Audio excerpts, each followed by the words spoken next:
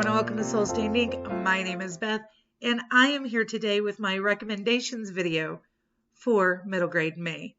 So if you've seen any of our announcements videos, you know that the four of us who are co-hosting middle grade May have each come up with our own one-word overarching theme and 3 prompts to go with that word. Mine is Diaspora, the movement of a people and their stories and culture from one place to another.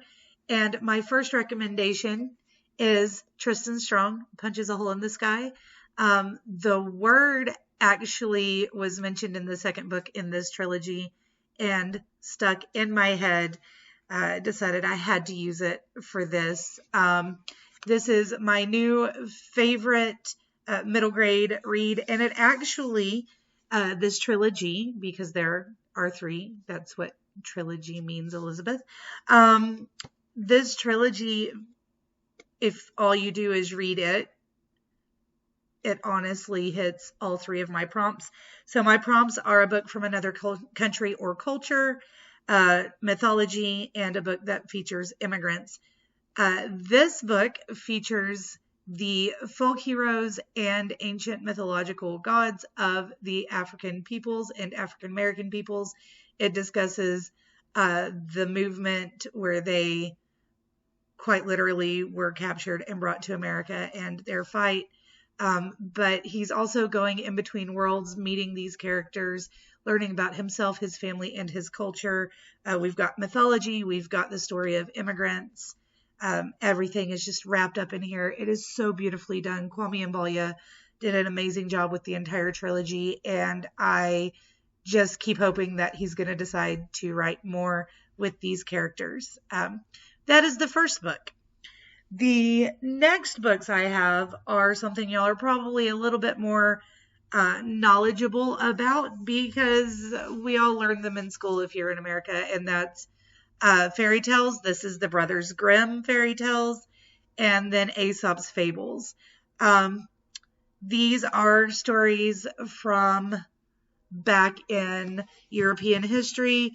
Grimm's fairy tales are darker than some of the other ones, but whatever fairy tales, mythology, folklore, fables that you want to pick up, those will work for mythology. I will accept folklores and fairy tales in that segment as well. I then have Amina's Voice. This features immigrants. Amina is a middle school student who has a best friend named Sujin, and at the beginning of the book we find out that Sujin has decided to Americanize her name. And Amina doesn't want to Americanize her name. She wants to be able to sing in front of people and be just who she truly is. And she doesn't care about, or she finds out that she doesn't care about having to try to hide who she is. This is written by a Pakistani American author, and it discusses immigrants and what they go through, specifically in middle school. Children of immigrants trying to figure out which culture they need to be a part of and how to kind of pull them together. It's very beautifully written, and I highly suggest that you pick it up. Or I wouldn't have put it in the recommendations video, obviously. I need to stop saying I highly suggest it. I'm highly suggesting all of these. The next book I have is Flying Lessons and Other Stories. This is edited by Ellen O., who is the co-founder of We Need Diverse Books. And this is a collection of short stories written by diverse authors about various cultures. So we have short stories from Kwame Alexander, Kelly J. Baptist, Simone Chenani, Matt De La Pena, Tim Federle, Grace Lynn, Meg Medina, Walter Dean Myers, Tim Tingle, Jacqueline Woodson, and more.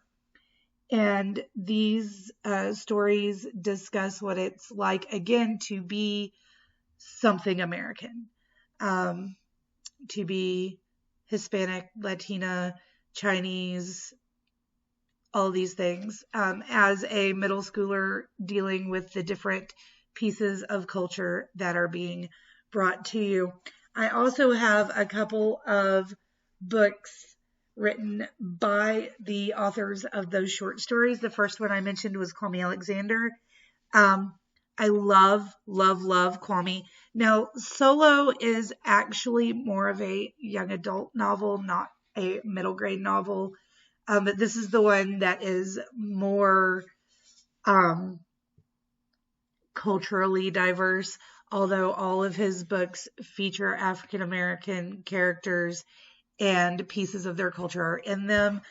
Solo follows a 17-year-old named Blade, and he is struggling. His dad is like a fading rock star, and his mother has passed away, and he's attempting to figure things out, and he ends up going to Africa and meeting a group of children, a village, a group of children in a village, and finding some things out, and it's beautiful. We also have Booked and The Crossover, which discuss things about culture, and they are middle grade books. They discuss some things about culture, but they don't give you many details or immigrant stories or anything like that in them. But I did want to mention Kwame in that aspect because his books are beautifully written. They are written in verse, and he just kind of casually puts in pieces of culture that someone like myself might not know about, and it's quite interesting how he does it. All right. The other short story author that is in that collection that I have a full book from is Tim Tingle. I have spoken to both Kwame Alexander and Tim Tingle personally a few times, but Tim Tingle I actually kind of know. He's read several of my stories. He approved the unit I wrote over this book, and actually has a copy of it and uses it in his stories sometimes. But that's not why I'm suggesting that you read this. Tim Tingle is a Choctaw storyteller from Oklahoma and Texas. How I Became a Ghost is the first in a series about the Trail of Tears, and he wrote it. I'm sorry. My cat just discovered a ball that the girls left by the couch, and she hit it and it lit up, and she just it was hilarious and made even funnier by the fact that the panther on the front cover here looks rather a lot like Binks, who just scared herself with a flashy light up bouncy ball. But let's go back to this. This is a Choctaw Trail of Tears story, like I said, and it encompasses stories that he learned growing up as a Choctaw child, but also he was one of the first storytellers to be allowed to go to the elders' tents and record them telling stories. And so he has a book called Walking the Choctaw Road that is a series of short stories from those encounters with the elders, and this series here and some picture books that are older picture books meant for middle grade students. So just find something by Tim Tingle is what I'm telling you. The way he treats his culture and gifts it to the rest of us in his stories is fabulous. You can also look him up on YouTube and find videos of storytelling sessions at powwows. He plays the flute. He's absolutely phenomenal. Just find him. All right, next I have Jennifer A. Nilsson's Words on Fire. And this is a story from Lithuania during World War II, I think. I want to say World War II. It is about her fighting against Russian soldiers, basically. The Cossacks arrive abruptly at their door. Audra's parents insist that she flee taking an important package and giving her instructions to deliver it. But that means abandoning her parents. And so she then embarks on the journey to deliver the package, facing all of these risks. Everyone's supposed to be becoming Russian. They have banned Lithuanian books, religion, culture, and language. And she is smuggling books. It's a beautiful story, or I think it's a beautiful story. Apparently, I don't remember it very well. But I remember really being moved by the story. Speaking of Lithuania, I have another Lithuanian story to suggest, and that is Between Shades of Grey by Ruta Sepetys. This is often discussed as a young adult book, as is Words on Fire, by the way. However, these books are more middle grade in the way that they are written than I feel they are young adult. That is my personal opinion.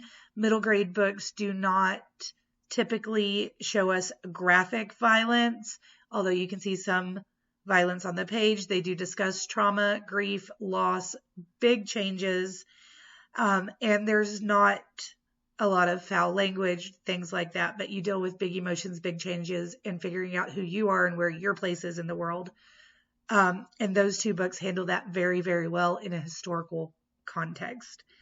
My next to last book, and the last novel I'm sharing with you, is Inside Out and Back Again by Fanha Ale. This is another novel written in, you can't see, written in verse. And this is the somewhat fictionalized account of Fanha Ale's family as they moved from Saigon to America. And the tag on the back says, "No one would believe me, but at times I would choose wartime in Saigon over peacetime in Alabama." So Ha and her family are forced to flee Saigon. She's 10. Her family is forced to flee Saigon, and they immigrate to America during the Vietnam War, and they end up in Alabama. She has to learn how to be herself and honor herself and her country and her culture while being a wartime immigrant into Alabama, where a lot of people don't want them and don't understand what's going on. And then finally, the final book I'm going to show you guys. I don't expect any of you to pick this up, but I had to share it with you. I picked this sucker up several years ago when I was writing the first of the Stone Dragon saga, and I do promise I will finish book 4 and 5 and get them up at some point. For any of you who remember that those exist. The first 3 are still on Amazon, but that's fine. This is Giants, Monsters, and Dragons, an Encyclopedia of Folklore, Legend, and Myth by Carol Rose. And this is, it's exactly what it says it is. It is a giant book where you can just go through, and it is an encyclopedia, and it gives you, let's see, what do I have here? Ouroboros is the name of a serpent dragon in the mythology of ancient Egypt. Otis is the name of one of the sons of the Alos in classical mythology of Greek and Rome. Oxen of Geryon were monstrous cattle. That's a lot of Greek and Roman. Oilerowek, I have no idea, is the name of a lake monster in the traditions and folklore of the region of the St. Charles River in Canada. Raijin is a dragon king in Legends of Japan. So I just love this thing, and I guess I wanted to show it off again. But there you have it. There's my recommendations video for Diaspora. I would love to know if you've read these, if you plan on reading them. I would love to know what you think about them. And I will talk to you guys again soon. Hopefully I will have my TBR up for you in a week or so. Have a great day and stay safe out there, guys.